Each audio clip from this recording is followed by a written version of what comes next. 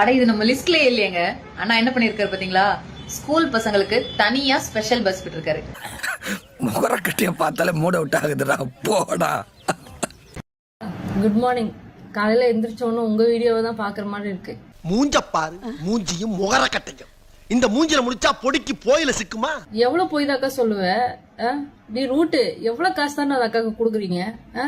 என்ன பேச்சு, என்ன பீத்தலு, பிசுனாரி பயலு. ஸ்கூலுக்கு ஃப்ரீ பஸ் விட்டுருக்காரு நம்ம தளபதி அப்படின்னு போடுறீங்க. அது செப்டம்பர் 2025லயே வந்து டிஎம்கே கவர்மெண்ட் பண்ணிட்டாங்க. கேவலமா நான் லைக்கும் 10 கமெண்ட் ஒரு ஃபாலோஸ்க்கும் அதுக்கான ப்ரூஃப் கூட லிங்க் பண்றேன். இந்த டிவிகே வாரியர்ஸ் நீங்கலாம் வந்து கொஞ்சமாவது மூளையை யூஸ் பண்ணுங்கடா. ஒண்ணும் தெரியாத மண்ணுக்கூறியே இப்படி ஒரு நியூஸ் குடுக்குறாங்க, உங்க கட்சியில இருந்தே ஒரு நியூஸ் பரப்புறாங்க அப்படின்னா அதை போயிட்டு முதல்ல செக் பண்ணுங்க. காமராஜர் அந்த காலத்திலே சத்துணவுல இருந்து எல்லா திட்டமும் போட்டு ஸ்கூல் ஆரம்பிச்சாரு. அப்படியும் இந்த மாதிரி தற்கொலை படிக்காம ஏன் உசுரம் வாங்குது? கூகுள் செக் பண்ணுங்க, சாட்ஜிபிடில செக் பண்ணுங்க, எவ்வளவோ செக் பண்ணலாம். ஹெல்தியான பாலிடிக்ஸ் மேக் பண்ணுங்க. அதை விட்டுட்டு எப்ப பார்த்தாலும் பொய்யே சொல்லிட்டு இருக்கீங்க. அது எப்படா நெஞ்சில கொஞ்சம் கூட ஈரம் இல்லாம இவ்வளவு பெரிய பொய் சொல்ற? அதுக்குள்ள என்ன காசு வாங்கிட்டீங்களா? அதுக்குள்ள ஃபேக் நியூஸ் பறக்க ஆரம்பிச்சிட்டீங்க. தயவு செஞ்சு இதெல்லாம் பண்ணாதீங்கக்கா, நல்லாவே இல்லை. இது நான் வெறும் என் தாவேக்கால இருக்கிற தம்பிகள் தற்குறி சாரி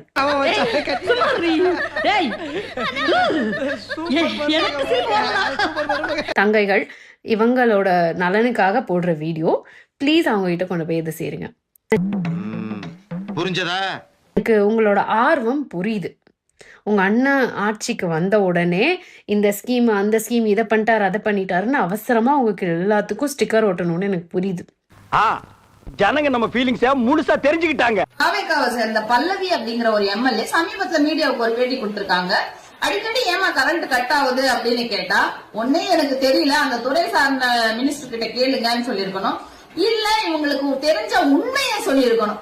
உடனே வாய்க்கு எடுத்த வாய்க்கு இதெல்லாம் திமுகவோட சதி. திமுக தான் எல்லாருக்கும் ஈவில வேலை செய்யறவங்களுக்கு எல்லாம் காசை கொடுத்து கரெக்டா கட் பண்ணு சொல்லிடுறாங்க. ஹலோ மேடம், நடக்கிறது உங்க ஆட்சி.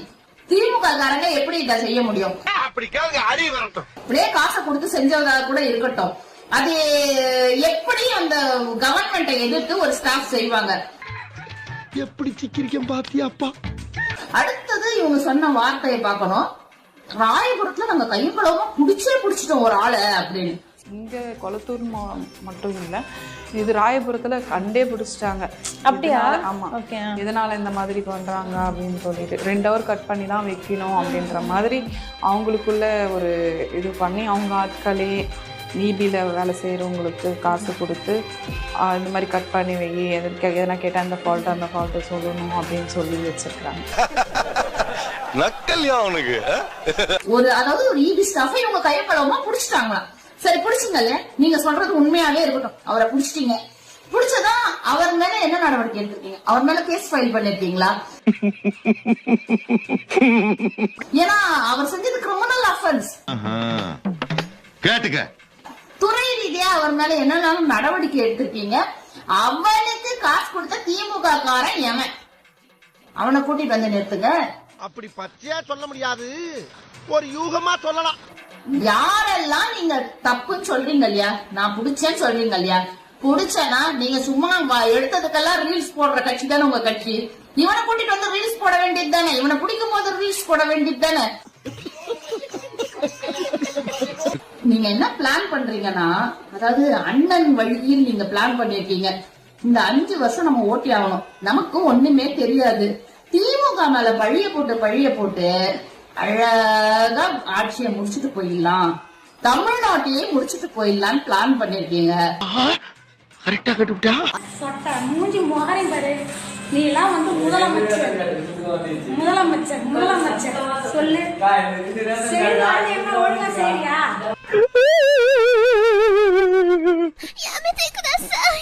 இத்தனை கோடி மக்கள் உன்னை நம்பி ஓட்டு போட்டு இருக்கோம். சொன்ன வார்த்தையை காப்பாத்து. சொட்ட நாங்க எல்லாம் உங்களை நம்பி ஓட்டு போட்டுருவோம். சரி அது சரியில்லை இது சரியில்லை தான் உன்னை நம்பி ஓட்டு போட்டோம். இது உன் தனிப்பட்ட விஷயம் இல்ல, நீ பொறுமையா இருந்து நான் சாதிக்கலான் இருக்கு. விஜய் நம்பி தாங்க ஓட்டு போட்டோம். மனசாட்சின்னு இருந்தா வந்து கிளீன் பண்ணி கொடுங்க. சூப்பரான ஒரு நல்லாட்சி என்னால கொடுக்க முடியும், செஞ்சு காட்டுறேன். மதுரை மாவட்டம் சோழவந்தான் அருகே அரசு பேருந்து ஓட்டுநரை தாவகவை சேர்ந்த தனுஷ்கோடி என்பவர் கத்தியால் குத்தியதாக கூறப்படும் சம்பவத்திற்கு எதிர்ப்பு தெரிவித்து அரசு பேருந்து ஓட்டுநர்கள் மற்றும் நடத்துனர்கள் திடீர் பணி புறக்கணிப்பு போராட்டத்தில் ஈடுபட்டதால் பொதுமக்கள் பெரும் அவதிக்குள்ளாகினர். நான் சுத்தி வளைச்சு பேச விரும்பல, எதிர்கட்சிக்காரரை பார்த்து கேட்கிறேன். அரசியல் நடத்துறியா அராஜகம் நடத்துறியா? இந்த கொடூர தாக்குதலை கண்டித்தும் சம்பவத்தில் தொடர்புடைய தனுஷ்கோடியை உடனடியாக கைது செய்ய வலியுறுத்தியும் சோழவந்தான் அரசு பணிமனையில் 100க்கும் மேற்பட்ட ஓட்டுநர்கள், நடத்துனர்கள் மற்றும் பணிமனை ஊழியர்கள் பணி புறக்கணிப்பில் ஈடுபட்டனர். இந்த போராட்டத்தால் சோழவந்தான் பணிமனையைச் சேர்ந்த 55 அரசு பேருந்துகள் இயக்கப்படாமல் பேருந்து நிலையத்திலேயே நிறுத்தி வைக்கப்பட்டுள்ளன. சூப்பரான ஒரு நல்லாட்சி என்னால கொடுக்க முடியும், செஞ்சு காட்டுறேன். அவங்கள மாதிரியே இருக்கிற யாரோ எந்த அல்லு சில்லும் உள்ள வந்து நம்மளை தடுக்கிறதோ எதிர்க்கிறதோ ஏதாவது பண்ணாங்கன்னா நிர்வாகம் அதுக்கு பொறுப்பு இல்ல ராஜா, நிர்வாகம் அதுக்கு பொறுப்பு.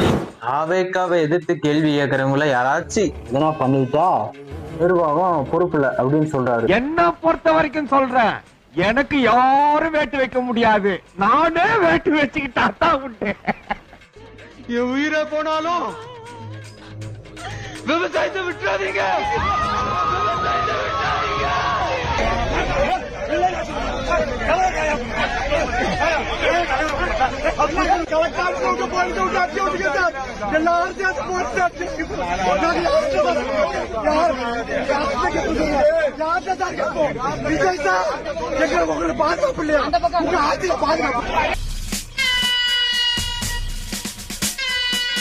வாச்சாத்தி கொடுமைக்கு முக்கியமான காரணமா இருந்தவர். அது மட்டும் இல்ல, 3 பேரோட சங்க கிடைச்சிருக்காரு. வேட்பாளர் அறிவுக்கு முந்தின நாள் வேற கட்சியிலிருந்து எகிரி குதிச்சு போனவர். இங்கிருந்து இன்னொரு கட்சிக்கு தாவும் தைரியமும் தன்னம்பிக்கையும் இந்தியாவில எனக்கு ஒருவனுக்கு தான் இருக்கு என்று கூறிக்கொண்டு ஒரு எம்எல்ஏனா எப்படி இருக்கணும்னு நான் சொல்றேன்.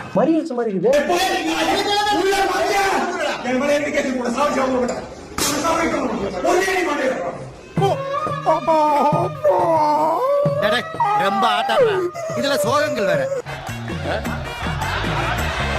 அது வேற இருக்கா? லாட்டரி டிக்கெட் வர லாட்டரி சீட்டால பல குடும்பங்கள் தெருவுக்கு வருதுன்னு சொல்றாங்களே, அது இதுதானா? இவங்க எல்லாம் இன்னைக்கு ஆளுங்கட்சியுடைய சட்டமன்ற உறுப்பினர்கள், அமைச்சர்கள். இவங்க பேரும் முதலமைச்சருக்கு தெரியாது. அது தெரிஞ்ச நாயா இங்க வர்றேன், தெரியாம தான் இங்க வந்து குத்த வச்சேன். ஒரு எம்எல்ஏனா எப்படி இருக்கணும்னு நான் சொல்றேன். ஆண்டிப்பட்டி திரு வி பாண்டி, தேனி தெற்கு மாவட்ட கழக செயலாளர். ஆம்பளை பார்த்தா ஓசி அப்படி போனலாம். ஃபர்ஸ்ட் ஓட்ட வந்து மீரா ஓலிமா. எந்த அமைச்சருக்கு எந்த துறைன்னு அமைச்சருக்கு தெரியல. ஒரு அமைச்சர் அவர் பிரஸ்ல கேக்குறாரு, நான் சுற்றுச்சூழல் அமைச்சரா இல்ல சுற்றுலாத்துறை அமைச்சரா அப்படின்னு நிருபர்கிட்ட கேக்குறாருங்க. சுற்றுலாத்துறை பத்தி உங்களுக்கு தெரியும்?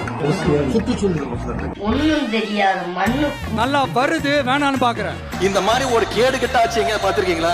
அமைச்சருக்கு தெரியல என்ன பொறுப்புன்னு, எந்த இலாக்கான்னு தெரியல. தமாஸ் பண்ணி விட்டுட்டீங்கல்ல. மீடியா வந்த பிறகுதானே மெயின் ஸ்ட்ரீம் மீடியா வரதுக்கு முன்னாடி என்ன இருந்துச்சு? பிரிண்ட் மீடியா தான் இருந்துச்சு இல்லையா? அது மாதிரியே ஃப்ரீடம் வாக்குன்னு ஒண்ணு புதுசா அறிமுகப்படுத்த போறேன். இதன் மூலமா உங்களை நான் ஸ்டோனேஜ் பீரியடுக்கே கூட்டு போறேன். தட் மீன்ஸ் கற்காலத்துக்கே கூட்டிட்டு போறேன்.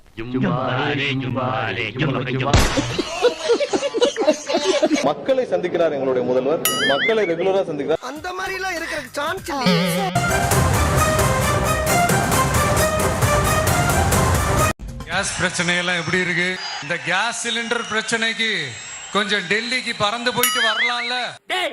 என்ன இடிச்சவா நினைச்சிட்டியா இல்ல பைத்தியக்காரன் நினைச்சிட்டியா? இல்லன்னா குடிய வச்சு மொத்தமா நான் போலாம் நினைச்சியா? இந்த பாரு, உன்னை நான் விட மாட்டேன். படுக்க வச்சு உன் மூச்சையும் பூசாம விட மாட்டேன்.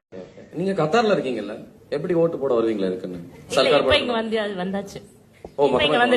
அதனால தான் டிவிக்கு சப்போர்ட் பண்ணிட்டு இருக்காரு. உள்ளூர்ல இருந்து தான் தெரிஞ்சிருக்கும். என்னடா சொல்ற? நான் காமெடி பண்றதுக்கு என் மேல கேஸ் போட்டுக்கிட்டு இருக்கானுங்க. 41 பேரை கொன்னவனா ஜாலியா இருக்கும். பட் அண்ணே ஒண்ணே தானே கேட்டகரி தான்.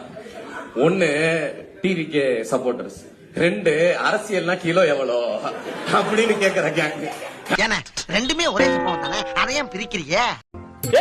என்ன குதிரையை வச்சு ஸ்ட்ரைட்டா வர்ற? குதிரை எல் ஷேப்ல தான்டா போகும். எல் ஷேப்ல போடா குதிரை. எல்போடா எல்லே செருப்பு பிஞ்சிரும். செஸ்ல அதான்டா ரூல். எல் ஷேப்ல தான்டா போகுது. எல் ஷேப்ல தான் போகும். ஆமா. ராணியை கொலை கொண்டு போக வேண்டியதானே? ஏய், செஸ் விளையாடவா, சம்பந்தம் இல்லாம அரசியல் பேசாத. ஓகே உங்களோட விளையாடுறது ரொம்ப கஷ்டம்னா. 85 வயது மூதாட்டிக்கு பாலியல் வன்கொடுமை நடந்திருக்கிறது. கிருஷ்ணகிரி மாவட்டத்தில் இந்த கோர சம்பவம் நடந்திருக்கிறது.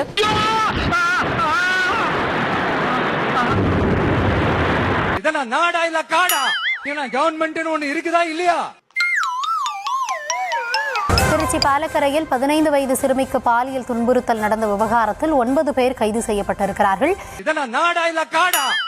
கவர்மெண்ட் ஒண்ணு இருக்குதா இல்லையா? தூர சக்தி அட்ராக்ட் பண்ற புலி, ஓர சக்தி அட்டாக் பண்ற புலி, கோர சக்தி அட்டகாசமான புலி, பார சக்தி அசால்ட்டான புலி, தூர்த்து போன சக்தியாகவும் ஆயிடுச்சு. இது அம்சமான புலி. மீண்டும் சந்திக்கும் வரை நன்றி, வணக்கம். இது அது இல்ல. ஐயோ, தள்ளுங்கடா, தள்ளுங்க.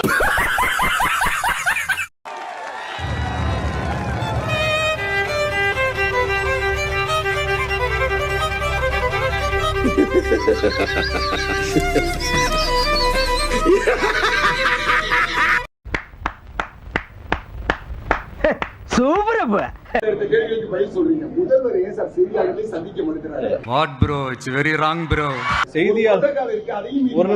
செய்தியாளர்களை சந்திக்க யாரையும் கோபாலு என்னைய மாதிரி தைரியமான ஆளா இருந்தா பரவாயில்ல, கொஞ்சம் பயந்தவன் தானே, பயப்படதான் செய்யணும். லேசுவாட்டா கேளுங்க.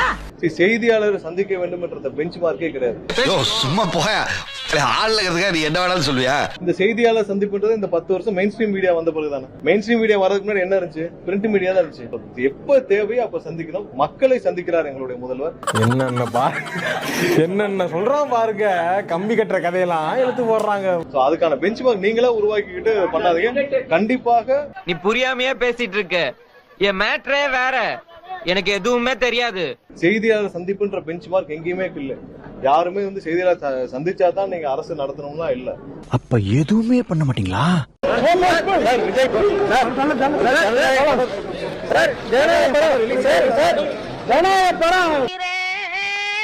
உயிரே தப்பிச்சு எப்படியாவது ஓடிவிடு.